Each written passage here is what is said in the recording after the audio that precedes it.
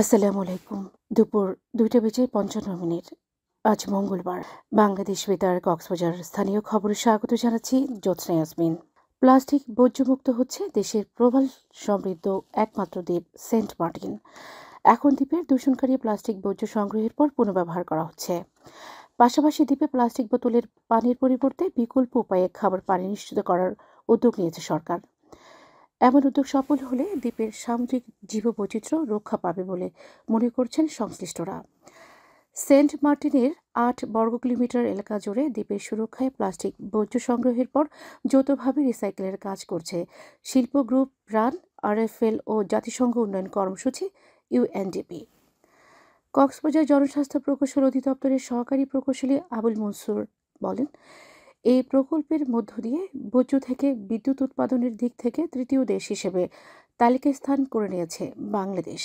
উল্লেখ্য, জীববৈচিত্র্য রক্ষায় পরিবেশ অধিদপ্তর ১৯৯৯ সালে সেন্ট মার্টিনকে প্রতিবেশগত সংকটাপন্ন এলাকা ইসিএ ঘোষণা করে।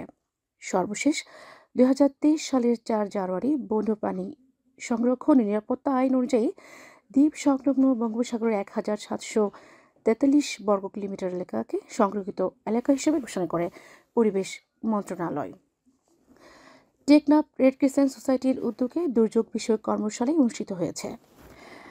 আজ সকালে উপজেলা পরিষদ সম্মেলন কক্ষে উপজেলা বাস্তবায়ন কর্মকর্তা মোহাম্মদ হাবিবুর রহমানের সভাপতিত্বে এতে প্রধান অতিথি ছিলেন উপজেলা নির্বাহী কর্মকর্তা শেখ এহসান উদ্দিন। সভায় দুর্যোগ পরবর্তী এবং পূর্ববর্তী দুর্যোগকালীন ও দুর্যোগ পরবর্তী করণীয় বিষয়ে ধারণা দেওয়া হয়। এ সময় উপজেলা পরিষদের কর্মকর্তা, জনপ্রতিনিধি ও সংশ্লিষ্টরা উপস্থিত ছিলেন। কুতুবদিয়ার বড়ঘোপ ইউনিয়নের জেলেপাড়ায় ভয়াবহ অগ্নিকাণ্ডে ক্ষতিগ্রস্ত 10টি পরিবারকে আর্থিক সহায়তা দিয়েছে কোস্ট ফাউন্ডেশন। গতকাল ক্ষতিগ্রস্ত পরিবারগুলোকে ৫০,০০০ টাকা নগদ অর্থ বিতরণ করা হয়। উপজেলা নির্বাহী কর্মকর্তা কেতাংপ্রু মার্মা প্রধান অতিথি হিসেবে এসব অর্থ বিতরণ করেন। এ সময় সহকারী কমিশনার ভূমি শাহাদাত হোসেন, কোস্ট ফাউন্ডেশনের কর্মকর্তা জিয়াউল করিম চৌধুরী সহ সংশ্লিষ্টরা উপস্থিত ছিলেন। উল্লেখ্য, গত ৭ জানুয়ারি অগ্নিকাণ্ডে জেলেপাড়ায় 10টি ঘর সম্পূর্ণ পুড়ে যায়। উখিয়ায় রোহিঙ্গা আশ্রয় শিবিরের মধুরছড়া ক্যাম্পে মা মেয়ের মরদেহ উদ্ধার করেছে পুলিশ। আজ সকালে টয়লেট থেকে তাদের মৃতদেহ উদ্ধার করা হয়। নিহতরা হলেন ৩ নং ক্যাম্পের F-৭৫ ব্লকে রশিদ আহমেদের স্ত্রী মমতাজ বেগম ও তার মেয়ে সুবাইদা বেগম। এই তথ্য নিশ্চিত করেছেন ১৪ এপিবিএন অধিনায়ক ও অতিরিক্ত ডিআইজি মোহাম্মদ সিরাজ আমিন। তিনি জানান, মা মেয়ের মরদেহ উদ্ধার করে ময়না তদন্তের জন্য কক্সবাজার সদর হাসপাতাল মর্গে প্রেরণ করা হয়েছে। পাশাপাশি তাদের মৃত্যুর কারণ অনুসন্ধানে কাজ করছে পুলিশ।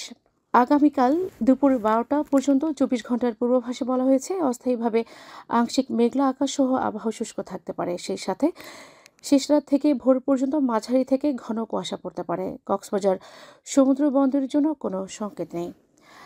আগামী ২৪ ঘন্টায় দিন ও রাতের তাপমাত্রা প্রায় অপরিবর্তিত থাকতে পারে।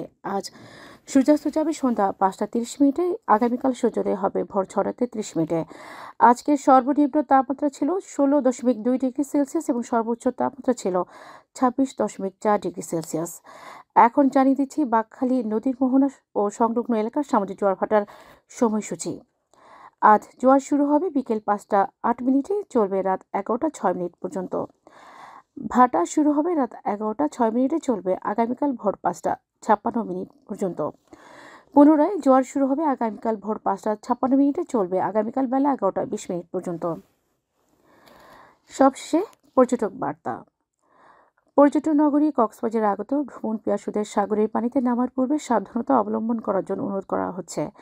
যারা সাঁতারে দক্ষ নন তাদের পানিতে বেশি দূর যাওয়া উচিত নয়। ভাটার সময় স্রোতের সাগরমুখী টান প্রবল হওয়ায় সাগরের গভীরে বেশি যাওয়া, এমনকি প্রাণহানির আশঙ্কা থাকে। সেই সাথে পর্যটকদের স্বাস্থ্যবিধি মেনে চলার পরামর্শ দেওয়া হচ্ছে।